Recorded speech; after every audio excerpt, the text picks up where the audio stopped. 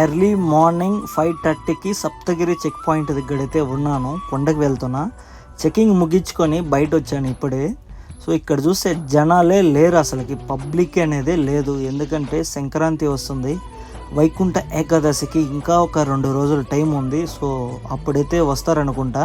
ఇప్పటికైతే తిరుపతిలో అసలు ఒక 1 వీక్ నుంచి అసలు క్రౌడే లేదనమాట. సో ఫ్రీగా ఉంది.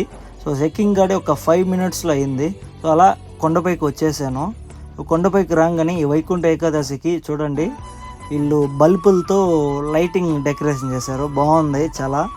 సో ఫైనల్గా చూడండి, లైట్లు ఫుల్గా ఉందన్నమాట. తిరుమల ఫుల్గా ఇదే విధంగా లైటింగు. సో నేను వచ్చేకాడికి తెల్లారిపోయింది, అంటే వెలుతురు వచ్చేసింది.